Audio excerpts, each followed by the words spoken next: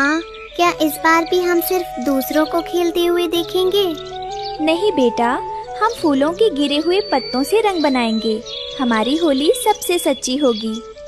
कालू कौवा और गोरी कौवी रानो की इसी सादगी से नफरत करते थे। वे चाहते थे कि रानो इस जंगल को छोड़कर चली जाए। गोरी, इस बार रानो की होली नहीं, उसकी दुनिया उजाड़ देंगे। कैसे कालू? वो तो बहुत होशियार है। हम पुराने बरगद के नीचे सो रहे काले नाग को छेड़ देंगे और उसका रास्ता रानो के घोंसले की तरफ मोड़ देंगे। जब नाग गुस्सा होगा तो रानो का पूरा परिवार खत्म हो जाएगा। कालू ने नाग की पूंछ पर पत्थर मारा और उड़ गया। गुस्से में पागल काला नाग फुफकारता हुआ रानो के पेड़ की ओर बढ़ा। तभी अचानक तेज आंधी चली और रानो का बच्चा घोंसला पेड़ से नीचे गिर गया, सीधा नाग के सामने। नहीं, मेरे बच्चों को छोड़ दो, मुझे डस लो पर उन्हें जाने दो।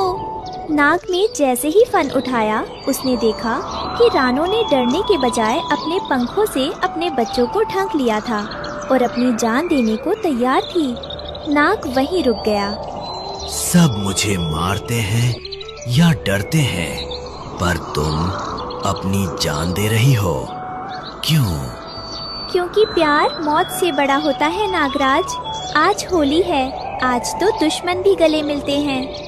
नाग की आंखों में पहली बार नमी आई। उसने रानो को मारने के बजाय अपने फन पर उठाकर वापस पेड़ की सुरक्षित डाल पर पहुंचा दिया। कालू और गोरी ये सब देखकर दंग रह गए। वे भीड़ लेकर आए ताकि रानो की लाश देख सकें, पर वहाँ तो नज़ारा ही कुछ और था। रानो ने नाग के माथे पर फूलों वाला केसरिया तिलक लगाया। देखो, रानो ने मौत को भी दोस्त बना लिया। कालू, तुम तो कह रहे थे रानो ने नाग को उकसाया है, पर यहाँ तो रानो ने उसे प्यार किया है। कालू और गोरी की पोल खुल गई। पूरा जंगल उन्हें धिक्कारने लगा और वे डर के मारे वहाँ से भाग निकले। होली खत्म हुई। रानो बहुत खुश थी, लेकिन रात के अंधेरे में जब वो सोने गई तो उसने देखा कि नाग जिस बिल से निकला था वहाँ एक चमकता हुआ नीला अंडा रखा है। ये अंडा किसी चिड़िया का नहीं था। ये कैसा अंडा है? इसमें से तो रोशनी निकल रही है। अचानक अंडे में दरार पड़ी और उसमें से एक नन्हा पंख बाहर निकला, लेकिन वो पंख किसी पक्षी का नहीं बल्कि एक नन्हे चील का था। क्या रानो एक शिकारी को पार रही है? टुन्नू देखो, इस अंडे में से कैसी अजीब रोशनी निकल रही है। नागराज ने ये हमारे पास क्यों छोड़ा? अचानक तरक की आवाज हुई। अंडे से एक नन्हा चील का बच्चा बाहर निकला। सुनिए जी, ये तो शिकारी चील का बच्चा है। लेकिन वो बच्चा निकलते ही रानो की गोद में छिप गया और उसे माँ पुकारने लगा। कालू कौवा और गोरी कौवी हार मानने वालों में से नहीं थे। उन्होंने पेड़ के पीछे से ये सब देख लिया। गोरी देख, रानो ने एक शिकारी को पाल रखा है। अब तो पूरे जंगल के पक्षी रानो को कच्चा चबा जाएंगे। सही कहा, हम सबको बताएंगे कि रानो एक गद्दार है जो दुश्मन को पाल रही है। अगली सुबह हरिया तोता, बंटी कबूतर और बुलबुल का पूरा परिवार रानो के पेड़ के नीचे इकट्ठा हो गया। सबका चेहरा गुस्से से लाल था।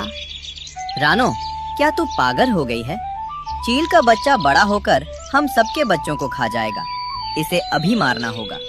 हटाओ इसे यहाँ से, वरना हम तेरा घर जला देंगे। जैसे ही भीड़ आगे बढ़ी, काला नाग पेड़ के तने से लिपटकर सामने आ गया। उन जोर से फुफकारा। सब डरकर पीछे हट गए। रुक जाओ मूर्खों, ये कोई आम चील नहीं है। ये उस वीर चील की संतान है जिसने पिछले साल जंगल की आग से तुम सबको बचाया था। इसके माँ बाप शिकारियों के हाथों मारे गए और मैंने इसके अंडे की रक्षा की। भाइयों, नफरत जात से नहीं नीयत से होती है। अगर हम इसे प्यार देंगे तो ये हमारा शिकारी नहीं, रक्षक बनेगा। तभी आसमान से एक विशाल बाज ने हमला किया। ये बाज कोई और नहीं बल्कि कालू कौवा शहर से बुलाकर लाया था ताकि वो रानो के परिवार को खत्म कर सके। अब देखो, असली मौत आ गई। अब न नाग बचेगा न रानो। बाज ने रानो के छोटे बच्चों पर झपट्टा मारा, लेकिन वो नन्हा चील का बच्चा जो अभी ठीक से खड़ा भी नहीं हो पा रहा था, वो हवा में कूदा और अपनी नन्ही चोट से बाज की आंख पर वार कर दिया। नन्हे चील की बहादुरी देखकर बाज घबराकर भाग गया। हरिया तोता और बाकी पक्षी शर्मिंदा थे। उन्होंने रानो से माफी मांगी। रानो, तूने आज फिर हमारी आंखें खोल दी। नफरत अंधेरा है और तेरा प्यार ही असली रोशनी है। कालू और गोरी को जंगल से हमेशा के लिए बेदखल कर दिया गया। जीत के बाद भी रानो की गरीबी कम नहीं हुई थी। फसल बर्बाद हो चुकी थी और घर में दाना नहीं था। इस बार मैं खुद रंग बनाऊंगी और बाजार में बेचूंगी। पर रानो, बड़े बड़े तोते और कबूतरों की दुकानों के सामने हमारी छोटी सी टोकरी कौन देखेगा? ममता की लगन से बना रंग कभी फीका नहीं पड़ता। रानो चिड़िया ने दिन रात एक कर दिया। वो दूर पहाड़ों से जंगली फूल चुनकर लाई।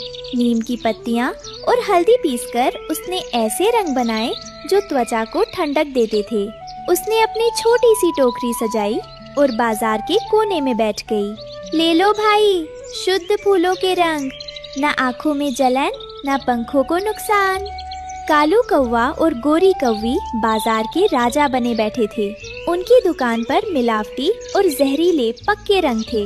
जब उन्होंने देखा कि पक्षी रानो के प्राकृतिक रंगों की तरफ आकर्षित हो रहे हैं, तो कालू को जलन हुई। ये भिखारन हमारे धंधे में सेंध लगाएगी। गोरी, जरा देख तो। कालू ने चुपके से रानो की टोकरी में गंदा नाली का कीचड़ डाल दिया और शोर मचाने लगा। देखो देखो, रानो चिड़िया फूलों के नाम पर कीचड़ बेच रही है। ये सबको बीमार कर देगी। छी छी रानो, हमें तुझसे ये उम्मीद नहीं थी। रानो रोने लगी। उसकी पूरी मेहनत मिट्टी में मिल गई थी। तभी भीड़ को चीरते हुए काला नाग बाजार के बीचों बीच आया। ठहरो, सच वो नहीं जो दिख रहा है। बाजार की रखवाली मैं कर रहा था। नाग ने अपनी पूंछ से कालू के पंखों को झाड़ा, तो कालू के पंखों के नीचे छिपी वही कीचड़ की थैली गिर गई, जिससे उसने रानो का रंग खराब किया था। इसका मतलब कालू ने रानो को बदनाम किया। तभी अचानक बाजार में आग लग गई। शायद कालू के पटाखों से चारों तरफ अफरा तफरी मच गई। रानो का नन्हा चीलवीर, जो अब थोड़ा बड़ा हो गया था, उसने अपनी तेज उड़ान भरी। माँ, डरो मत। वीर ने अपनी बड़ी पंखों से हवा का रुख मोड़ा और पास की नदी से पानी लाकर आग बुझाई। रानो के बनाए हुए हल्दी वाले रंगों ने घायल पक्षियों के जले हुए घावों पर मरहम का काम किया। जंगल के राजा गरुड़देव वहां पहुंचे। उन्होंने रानो की ईमानदारी और वीर की बहादुरी देखी। आज से रानो चिड़िया इस जंगल की राज रंग शिल्पी होगी और कालू, तुम्हें सजा के तौर पर अगले साल तक सिर्फ सलाखों में रहना होगा। रानो के घर में अब खुशहाली थी। उसके बच्चे कुकू और गुड़िया ने पेट भरकर खाना खाया और अपनी माँ के साथ केसरिया होली खेली। इस कहानी से हमें सीख मिलती है कि ईमानदारी की कमाई देर से फल दे सकती है, पर जब देती है तो किस्मत के बंद दरवाजे खोल देती है।